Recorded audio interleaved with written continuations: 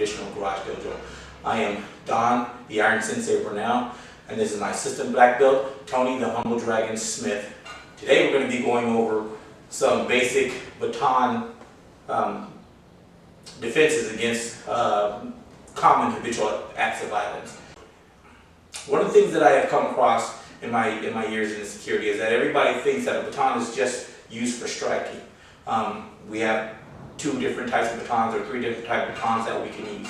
PR-24, which is the tonfa. We have the asp, which is the telescoping baton, and then we have the regular straight baton. Okay. Now, as I stated earlier, most of the guards think that okay, I'm certified in the baton. The only thing I need to know is how to strike with the baton. Well, that's not necessarily true. With the baton, there are three different ranges that you're going to have to learn how to defend yourself in, just in case you get into that situation. You have close range, you have medium range, and you have long range. Okay. What we're going to be going over is techniques from the asp, and the asp can be used in all of those ranges. What we're going to demonstrate today is, this is my simulated asp. We're going to demonstrate how to defend against 3 habitual acts of violence at a close range distance. And that way we'll be able to show you that you can defend without having to extend, or without having to strike with the baton. Okay? The first strike is going to be with the wild punch or the hook punch. Okay? As Sensei Smith was going to demonstrate, okay, it's just that simple. He's just straight coming from South Dakota with it, try to knock your head off.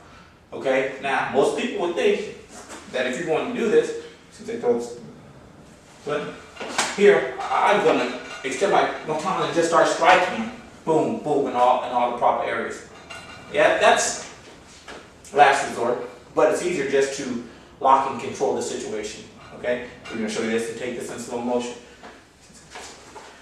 Okay, we're going to block, and from here, and lock the wrist. It's just that easy. Okay, if he gets where he wants to try a thing, all you have to do is raise up. As he raises up, you raise up, and you control. Okay, twist, take him back down. Simple element of control. Okay, try that again. Boom, spit, lock. Okay, now, there's one thing that you need to remember. If you miss this, there's always counterattacks that you can go with, and this can involve striking.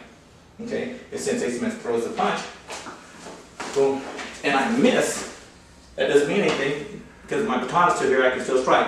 I can grab control and start striking. Okay, come in, still attack. Okay, now what I did here is as he attacked, I struck and then controlled him under the arm, still controlling the arm. Okay.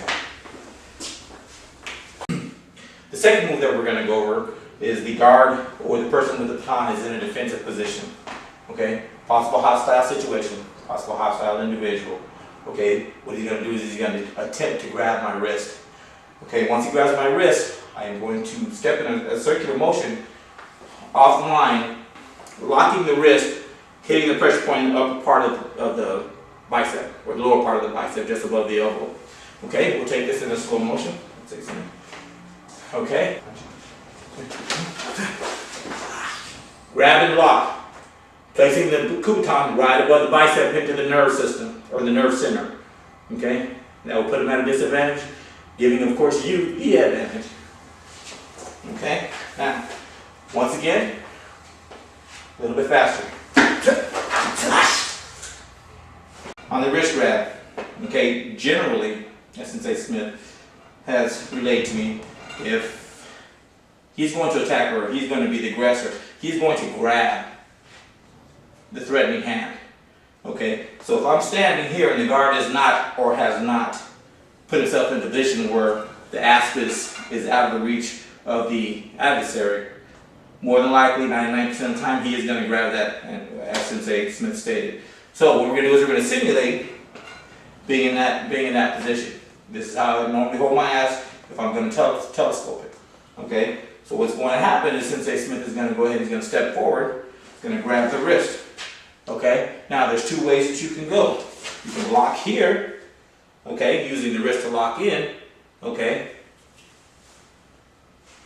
Switch hands and strike, okay. Or come here, he grabs, okay. You come here and strike, or come over the top of the hand, wrist, and strike.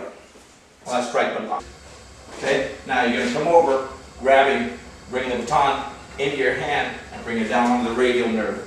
Okay, locking. Okay. Now, in most cases, and let's go back to that the last move. If I can just add though, real quick, that simple little move, and that wasn't done with full power. That was done in a demonstration. I can feel that. I can imagine what it would be done if there was adrenaline and full power applied to it. Okay, so we're going to go back to the last. Go ahead, Mike. Now we've got and we've locked. Now most likely, from this point, you're going to lock. There's not a whole lot we can do to hold the wrist because of the positions of the hand. End up coming back and trying to strike with the back fist. Okay, this here, from that position, the strike. You still having the baton in your hand, you can still come down and lock the elbow in. Okay. Now I can't see right now, but the baton is actually placed right on top of the elbow. Okay. For slight pressure, you can feel it. You'll be able to feel the point or the pressure. Most definitely. Okay. That's most likely what I would do to alleviate pain. I'm going to let go of your wrist. Right.